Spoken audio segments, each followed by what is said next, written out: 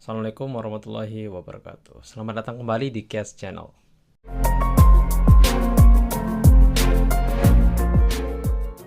Teman-teman, pada kesempatan kali ini kita akan membahas tentang ideologi fasisme. Apa itu ideologi fasisme? Ideologi fasisme itu adalah sebuah ideologi yang sangat ultranasionalis. Maksudnya itu ideologi fasisme itu nasionalisme yang terlalu berlebihan. Negara yang paham ideologi fasisme itu memiliki ciri-ciri kalau mereka itu akan memandang rendah bangsa lain. Lalu, kenapa ideologi semacam ini bisa muncul? Nah, ideologi fasisme itu bisa muncul diakibatkan karena krisis ekonomi. Salah satu contohnya ini terjadi di negara Jerman. Sejarah fasisme di Jerman itu kan berawal dari keterpurukan dari masyarakat Jerman pada waktu itu. Kenapa mereka terpuruk? Pasca Perang Dunia Pertama, Jerman di Perang Dunia Pertama itu kan kalah. Nah, kalahnya Jerman ini kemudian membuat Jerman diwajibkan untuk mengganti biaya peperangan, mengganti rugi karena mereka adalah pihak yang kalah perang. Jadi mereka harus mengganti rugi. Ini yang kemudian semakin membuat rakyat Jerman itu semakin menderita. Akibatnya banyak kemudian masyarakat Jerman itu yang menderita kemiskinan. Banyak yang tidak punya pekerjaan dan lain sebagainya. Nah, di saat kondisi masyarakat Jerman yang seperti itu, ada satu ras yang mendiami negara Jerman pada waktu itu yang justru adem ayem. Dan mereka menduduki posisi-posisi strategis di Jerman pada waktu itu. Ras itu adalah ras Yahudi. Nah, ini yang kemudian membuat orang-orang Jerman itu kayak gimana ya? Mereka semacam iri lah gitu kepada orang-orang Yahudi ini karena mereka menempati posisi-posisi yang strategis. Mereka menempati derajat sosial yang bisa dibilang cukup tinggi di kala itu. Sehingga kemudian ketika paham ideologi semacam fasisme ini muncul dan dibawakan oleh seseorang di kalangan masyarakat Jerman itu, maka itu bisa diterima. Inilah yang kemudian terjadi pada Hitler. Hitler kemudian datang sebagai orang yang membawa ideologi fasisme. Ideologi yang kemudian menerangkan ataupun memberikan doktrin kepada masyarakat Jerman kalau orang-orang Jerman itu adalah ras Arya, dan ras Arya itu adalah ras yang paling superior, adalah ras yang paling unggul dibandingkan ras-ras yang lain. Derajat ras Arya itu adalah lebih tinggi dibandingkan dengan ras-ras yang lain. Dan kemudian karena sentimen orang-orang Jerman terhadap orang-orang Yahudi itu, rasa kecemburuan mereka terhadap orang-orang Yahudi itu yang semakin meningkat, kemudian itu yang kemudian dimanfaatkan oleh Hitler, dan Hitler kemudian semakin memperuncing kebencian orang-orang Jerman terhadap kaum Yahudi itu dengan kemudian mendoktrin orang-orang Jerman itu dengan paham fasisnya itu bahwa orang-orang Yahudi itu adalah ras yang paling rendah. Jadi menurut strata sosial yang diciptakan oleh Hitler, ada ras Arya, kemudian yang paling bawah itu adalah ras Yahudi. Mereka adalah ras buangan. Itu yang disampaikan oleh Hitler. Nah, apa yang terjadi setelah Hitler membawa ideologi semacam ini? Ya, tentu saja ini kemudian diterima oleh orang-orang Jerman pada waktu itu. Karena dengan adanya ideologi ini, orang-orang Jerman kemudian menjadi punya harapan baru. Mereka menjadi lebih percaya diri. Dan secara nggak langsung ini memacu motivasi mereka untuk melakukan pergerakan-pergerakan yang kemudian dikomandoi oleh satu orang yang bernama Adolf Hitler. Kesuksesan dari ideologi fasisme ini yang kemudian berhasil menarik minat banyak masyarakat Jerman, terutama dari kelas bawah, itu adalah karena keahlian dari Adolf Hitler sendiri dalam menyampaikan gagasan-gagasannya. Adolf Hitler itu adalah seorang orator yang sangat handal. Ya, tentu saja Adolf Hitler ini sangat persuasif dalam menyampaikan gagasan-gagasannya soal fasisme, soal ideologi yang dia percayai. Sampai kemudian masyarakat Jerman itu mau untuk mengikuti Hitler dan rela mati untuknya. Ya, kalau kita lihat di video-video pidato dari Adolf Hitler itu kan terlihat kalau Hitler itu kalau pidato sangat berapi-api, sangat membara. Nah, selanjutnya kita akan berbicara soal apa ciri-ciri dari ideologi fasisme itu dan apa saja pokok ajaran yang kemudian diajarkan oleh ideologi fasisme. Well, sebenarnya ideologi fasis ini kan nggak punya wadah khusus untuk kemudian nggak ada semacam organisasi khusus di dunia yang mewadahi ideologi fasisme. Nggak ada sebenarnya. Nah, akan tetapi walaupun tidak ada, ideologi fasisme ini tetap memiliki jejak-jejak ajaran-ajaran yang kemudian membedakan ideologi ini dengan ideologi yang lain. Nah, jejak-jejak ini ada pada karya-karya seperti Mein Kampf yang ditulis oleh Adolf Hitler, dan ada juga buku yang ditulis oleh Mussolini yang berjudul Doctrine of Fascism. Nah, menurut Ebenstein, ada beberapa unsur-unsur pokok yang kemudian bisa menjelaskan apa itu ideologi fasisme.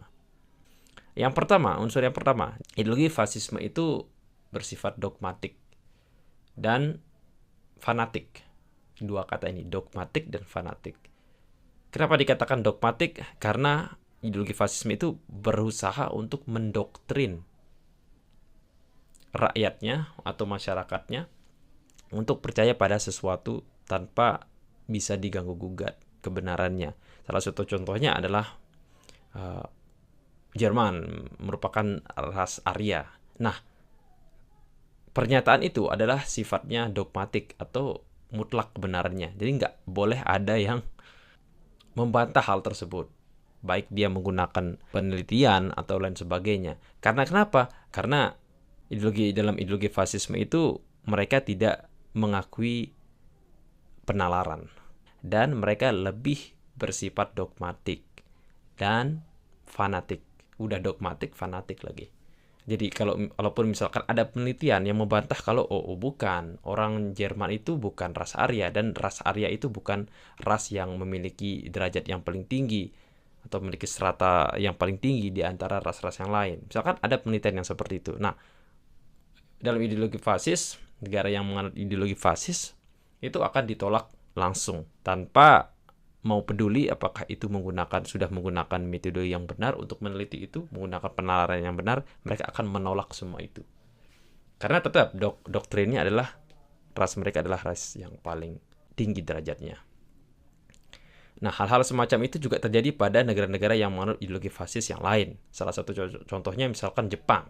Jepang itu kan pernah menganut ideologi fasis juga, sama mirip kayak di Jerman itu, di mana orang-orang Jepang di Perang Dunia Kedua itu kan masih fasis.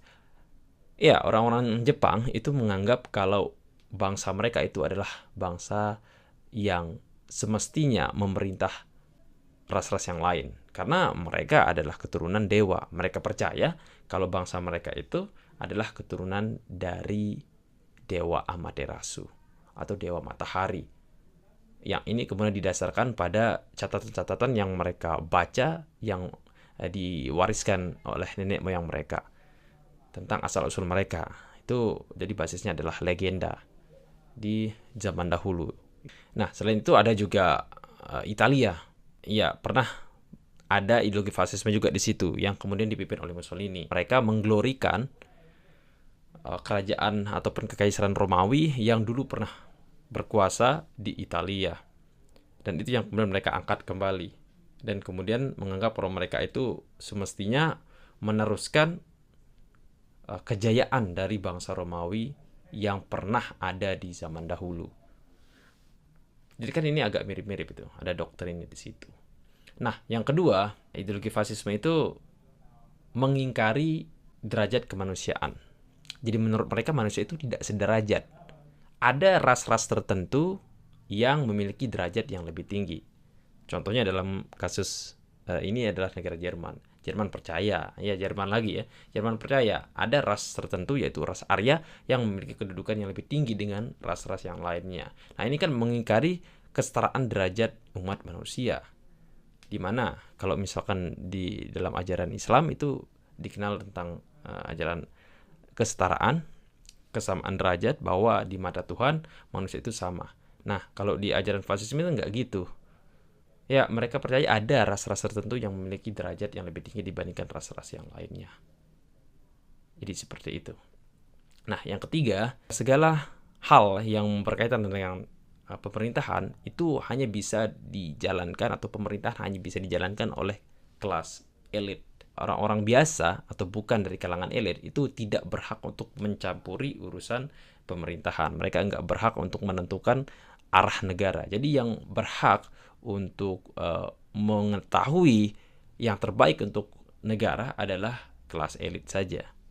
Jadi terlihat sekali di sini bahwa pemerintahan fasisme itu, negara fasis itu sangat sangat otoriter jadinya kalau kayak begini, karena rakyatnya nggak diberikan kesempatan untuk mengeluarkan aspirasinya untuk kebaikan negara, karena pemikiran mereka itu akan dianggap rendah. Dan ya, kelas elitnya akan berkata, lu kan bukan kelas elit, jadi lu nggak perlu untuk ikut campur masalah pemerintahan. Jadi kita yang kaum elit ini saja yang berhak untuk menentukan kebaikan negara. Kamu tidak punya kapasitas untuk itu. Kemudian yang keempat, bahwa ideologi fasisme itu bersifat sangat totalitarisme. Negara yang menganut ideologi fasis itu akan sangat totaliter dan akan menyingkirkan apapun yang menurut mereka perlu disingkirkan. Salah satu contohnya, mereka menganggap kalau orang-orang yang disabilitas itu adalah kelas pinggiran, maka mereka kemudian menyingkirkan mereka, bahkan kemudian melakukan kekerasan, bahkan pembunuhan terhadap orang-orang yang mereka anggap disabilitas itu, karena orang-orang yang disabilitas mereka anggap itu tidak akan bisa berkontribusi bagi negara, jadi mereka harus dimusnahkan.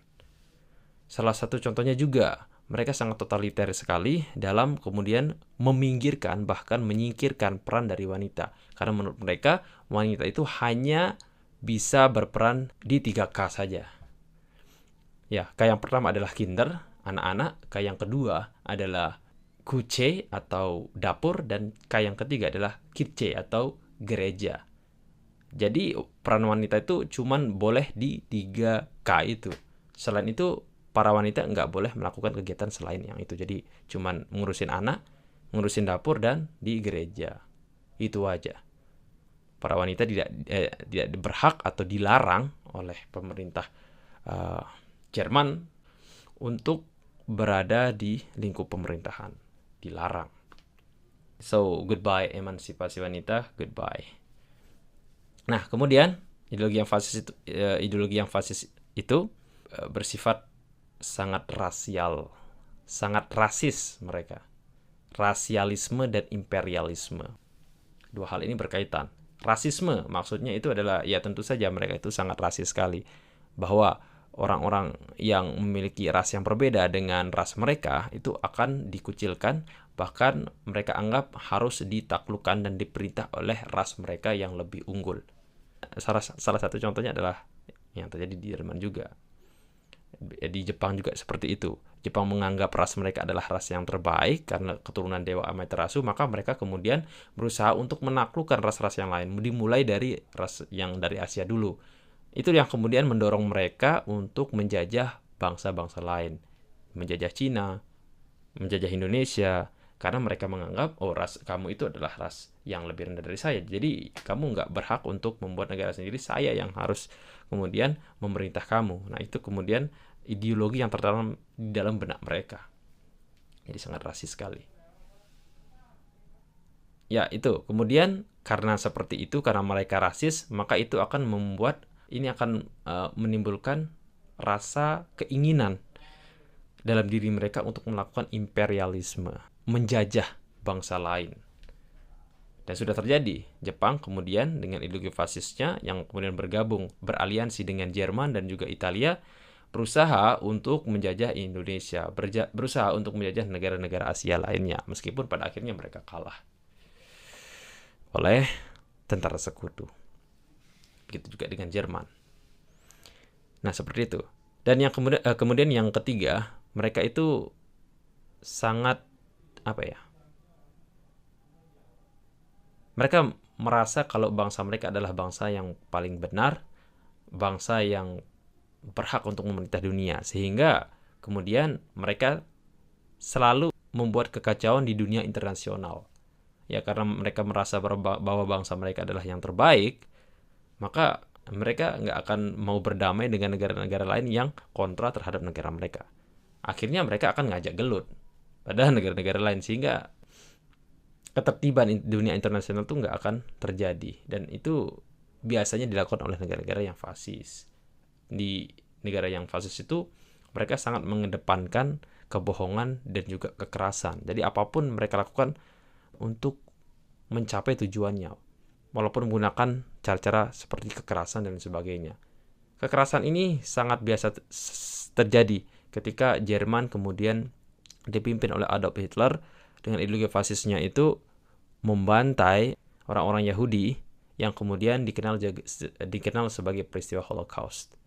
Ini membuktikan kalau ideologi fasisme itu sangat berbahaya dan sangat membagongkan. Faktanya di masa lalu negara-negara yang pernah menggunakan ideologi fasisme itu hanya bisa bertahan, kejayaannya hanya bisa bertahan sementara saja, singkat, dan pada akhirnya akan jatuh sendiri. Gimana nggak jatuh ya? Seperti yang sudah saya terangkan sebelumnya, banyak dosa-dosa mereka yang kemudian membantu mereka, mempercepat mereka untuk jatuh begitu, di mana mereka melakukan kebohongan, kemudian kekerasan ya. Itu saja dari saya. Terima kasih sudah menyaksikan dan wassalamualaikum warahmatullahi wabarakatuh.